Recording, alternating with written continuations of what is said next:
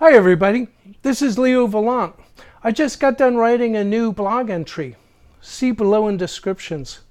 It's about free energy, the green energy versus nuclear debate, the anti-gravity technologies that give us both flying saucers and free energy, and about how the government is stealing all our best energy technology patents. Anyway, let me read it to you. The energy debate and government stealing energy patents. The other day I was caught up in an online debate raging between the advocates for a mild but safe solar and wind energy against those who argued for a riskier but much more robust nuclear industry. Well, I began to find this discussion frustrating for several reasons. First, the public debate coming from the green side against nuclear seems hysterical when compared to the reasoned opinions coming out of the universities. The Greens seem ready to put our struggle against global warming on a very low priority while preparing to fight to the death against nuclear power because, well, maybe 20 accidental world deaths may occur every 40 years. Well, perhaps you might think I'm biased toward the nuclear cause. And I am. And that is because I think we need much more energy than safe solar and wind could ever provide. And nuclear could provide massive amounts of power from a relatively small territorial footprint. You see, I would like to have enough power to be able to roll back global warming. With sufficient energy, we could dot the coastlines of every continental landmass with desalination plants. And these desalination plants could supply coast-to-coast irrigation systems so we could start up rainforests and create wooded regions on every available acre. You see, trees are made out of carbon. Trees would take the excess carbon out of the air, and the evaporation rising out of the forest could create enough cloud cover to reflect back into space much of the sun's solar heat energy. These woodlands would also provide animals with prime quality habitat.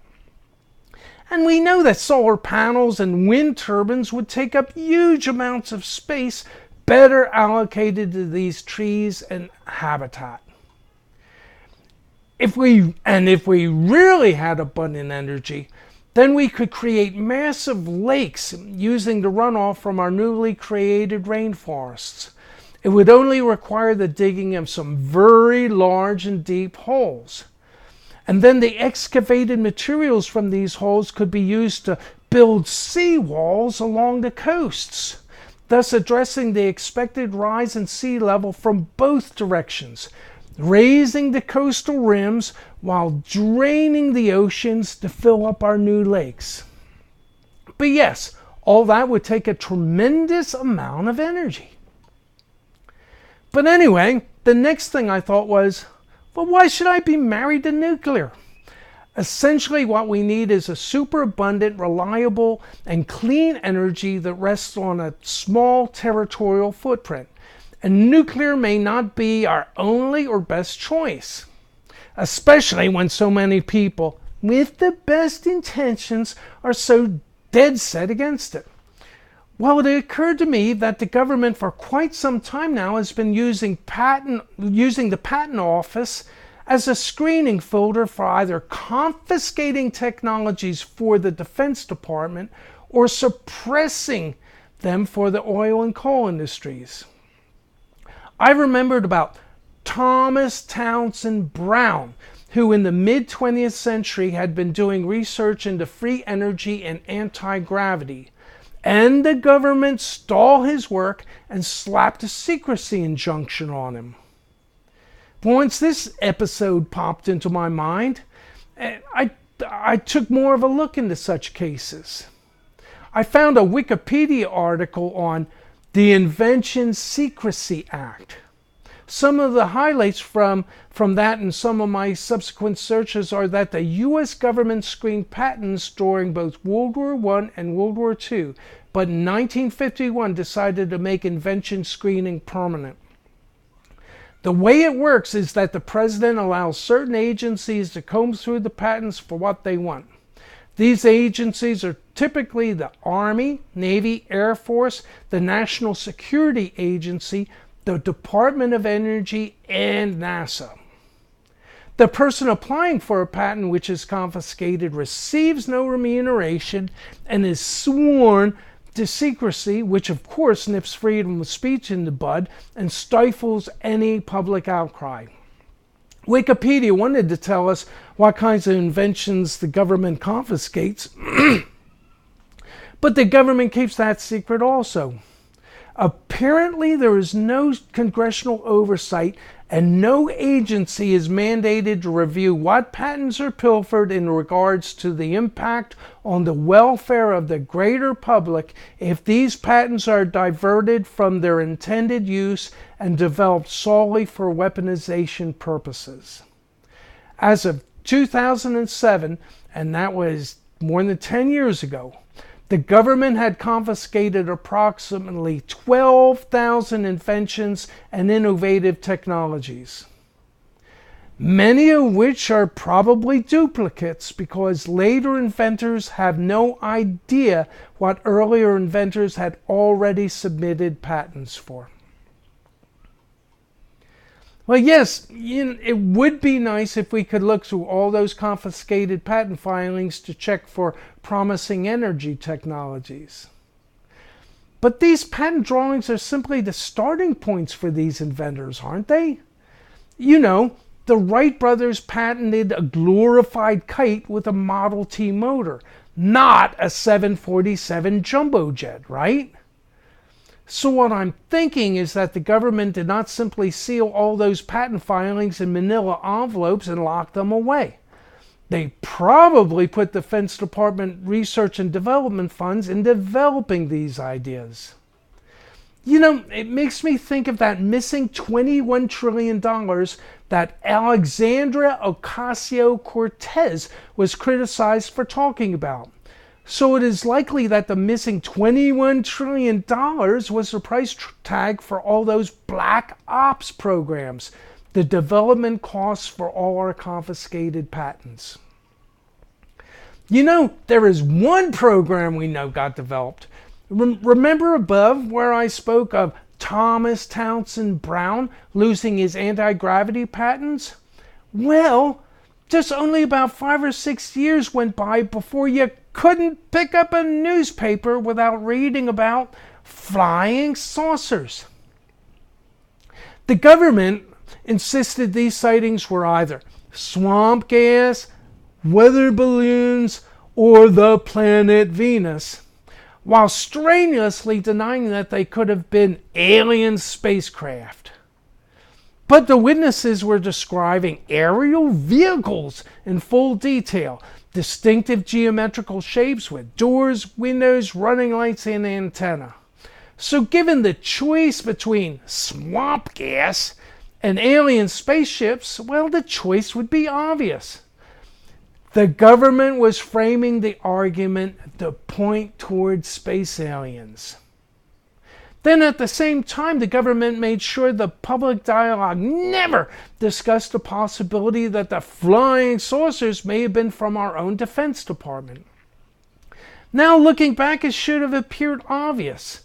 Just check it out.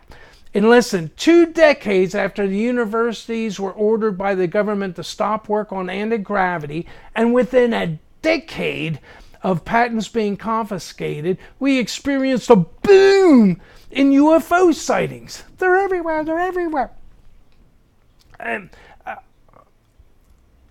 in many of these cases, the craft were seen to have crashed or were experienced maintenance problems.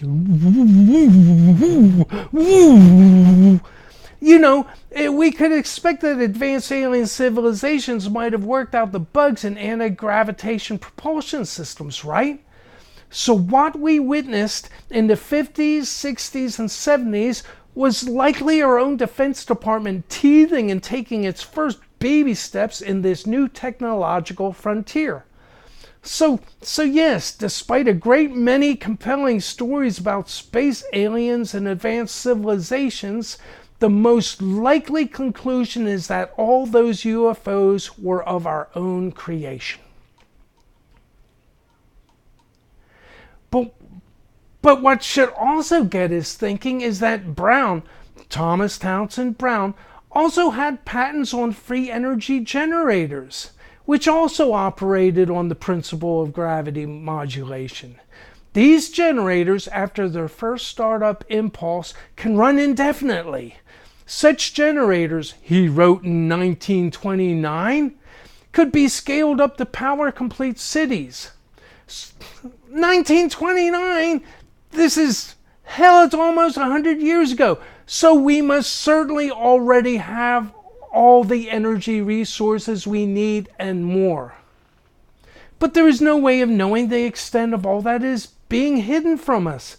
The military-industrial complex, which must undoubtedly have the support of big oil, keeps our energy future under lock and key, and there is no congressional oversight that can raise the alarm. So we need to ask ourselves, what can we possibly do about it?